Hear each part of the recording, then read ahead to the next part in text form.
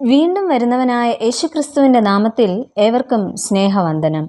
ഈ പ്രഭാതത്തിലെ നമ്മുടെ വായന ഭാഗം യെശയ്യാ പ്രവചനം 46 മുതൽ 48 വരെയുള്ള അധ്യായങ്ങളാണ്. ഇന്നത്തെ ചിന്തയ്ക്കായി വിശുദ്ധ ലൂക്കോസ് എഴുതിയ സുവിശേഷം 1-ാം അധ്യായം 5-ാം വാക്യം. സെഖര്യാവ് എന്നു പേരുള്ള ഒരു പുരോഹിതൻ ഉണ്ടായിരുന്നു. പുതിയ നിയമത്തിൽ പല പുരോഹിതരെക്കുറിച്ച് പരാമർശിക്കുന്നുണ്ട്. എന്നാൽ വിശുദ്ധ ലൂക്കോസിന്റെ സുവിശേഷം ആരംഭിക്കുന്നത് തന്നെ ഒരു പുരോഹിത കുടുംബത്തെ ചിത്രീകരിച്ചുകൊണ്ടാണ്. അബിയാക്കൂറിൽ സെഖര്യാവ് എന്ന പേരുള്ള ഒരു പുരോഹിതൻ ഉണ്ടായിരുന്നു. അദ്ദേഹത്തിന്റെ ഭവനം യെരുശലേമിൽ അയിൻ കരീം എന്ന സ്ഥലത്തായിരുന്നു. ഈ പ്രദേശം വൃക്ഷങ്ങൾ നിറഞ്ഞ കുന്നിൻ ചെരിവും ഒഴുകുന്ന നീർച്ചോലയും കൊണ്ട് പ്രകൃതി മനോഹരമായ ഒന്നാണ്. ഇന്നത്തെ ഒരു പ്രധാന വിനോദസഞ്ചാര കേന്ദ്രവുമാണ് ഈ സ്ഥലം.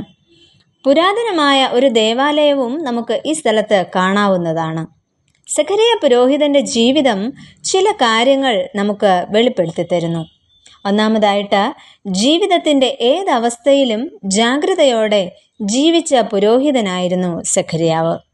ഇവിടെ 1-ാം അധ്യായം 6-ാം വാക്യത്തിൽ ഇരുവരും ദൈവസന്നിധിയിൽ നീതിയുള്ളവരും കർത്താവിൻ്റെ സകല കൽപ്പനകളിലും ന്യായങ്ങളിലും കുറ്റമില്ലാത്തവരായി നടക്കുന്നവരും ആയിരുന്നു എന്നൊക്കെയാണ് സെഖര്യാവിനെയും എലിസബത്തിനെയും കുറിച്ച് പറയുന്നത്.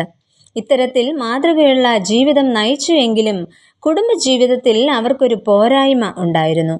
ആ പോരായ്മയുടെ മധ്യത്തിലും അനുഗ്രഹപൂർണമായ ഒരു ജീവിതം നയിക്കുവാൻ സെഖര്യാ പുരോഹിതന് സാധിച്ചു. തൻ്റെ ജീവിതത്തെ ഓർത്ത് ആധി പിടിക്കാതെ, തലമുറയെക്കുറിച്ചുള്ള വ്യാധിയില്ലാതെ ദൈവസന്നിധിയിൽ കുറ്റമില്ലാത്തവരായി ജീവിക്കുന്നു. മാത്രമല്ല, വയസ്സു ചെന്ന് വൃദ്ധനും ആയിരുന്നു എന്നാണ് തിരുവചനം പറയുന്നത്.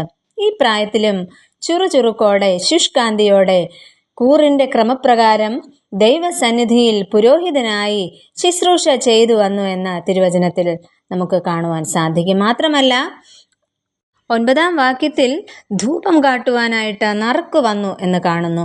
വൃദ്ധനായിട്ടും ശുശ്രൂഷകൾക്ക് വിഘ്നം വരുത്താതെ ജാഗ്രതയോടെ ജീവിക്കുന്ന ഒരു പുരോഹിതനെയാണ് നാം ഇവിടെ കണ്ടത്. രണ്ടാമതായിട്ട്, ഉദയ സന്ദർശനത്തിന് സാക്ഷ്യം വഹിച്ച പുരോഹിതൻ. ജാഗ്രതയോടെ ജീവിച്ച പുരോഹിതന് ഉണ്ടായ പോരായ്മ ദൈവം മാറ്റിക്കൊടുക്കുന്നു. അതിൻ്റെ സന്തോഷവും ദൈവത്തെ വീണ്ടും മഹത്വപ്പെടുത്തുവാനുമുള്ള അവസരം സെഖര്യാ പുരോഹിതന് ദൈവം നൽകുന്നു. മാത്രമല്ല, പരിശുദ്ധാത്മാവ് നിറഞ്ഞവനായി പുരോഹിതൻ പ്രവചിച്ചു പറയുന്ന ചില കാര്യങ്ങളുണ്ട്. ശ്രദ്ധേയമായ ആ വാക്യങ്ങൾ വിശുദ്ധ ലൂക്കോസ് എഴുതിയ സുവിശേഷം 1-ാം അധ്യായത്തിൻ്റെ 67 മുതലുള്ള വാക്യങ്ങളിൽ നമുക്ക് കാണുവാനായിട്ട് സാധിക്കും. അവിടെ ഉദ്ധാരണം നൽകുന്ന ഒരു ദൈവത്തെക്കുറിച്ചും പകയ്ക്കുന്നവരിൽ നിന്നും രക്ഷിക്കുന്ന ദൈവത്തെയും ഉയർത്തി കാണിക്കുകയാണ് ചെയ്യുന്നത്. തുടർന്നും ഭയം കൂടാതെ വിശുദ്ധിയിലും നീതിയിലും ആരാധിപ്പാൻ ദൈവം ഇടയാക്കും എന്ന വിശ്വാസ പ്രഖ്യാപനവും കാണുന്നു. മാത്രമല്ല, തൻ്റെ മകനെ ദൈവം ആഗ്രഹിക്കുന്ന വിധത്തിലേക്ക് വളർത്തിയെടുക്കുവാനുള്ള ഒരു സമർപ്പണവും അവിടെ കാണുന്നു. അവസാന വാക്യങ്ങളിലേക്ക് വരുമ്പോൾ ഇപ്രകാരം പറയുന്നു: ആ ആർദ്ര കരുണയാൽ ഉയരത്തിൽ നിന്ന് ഉദയം നമ്മെ സംരക്ഷിച്ചിരിക്കുന്നു എന്ന്. മാതൃകാ ജീവിതം നയിച്ച പുരോഹിതന് തൻ്റെ ജീവിതത്തിൽ ദൈവത്തിൻ്റെ ഉദയശോഭ കാണുവാൻ ഭാഗ്യം ലഭിച്ചു. ഇത്തരത്തിൽ നമ്മുടെയും ജീവിതം ദൈവസന്നിധിയിൽ വിശുദ്ധിയുള്ളതായിരിക്കട്ടെ. നമുക്ക് പ്രാർത്ഥിക്കാം. പ്രിയ കർത്താവേ, ജീവിതത്തിൻ്റെ പച്ചയായ യാഥാർത്ഥ്യങ്ങളിലൂടെ സഞ്ചരിക്കുമ്പോഴും ജാഗ്രതയോടെ ദൈവപ്രസാദമുള്ളവരായി തീരുവാൻ ഞങ്ങളെയും സഹായിക്കണമേ. ആമേൻ.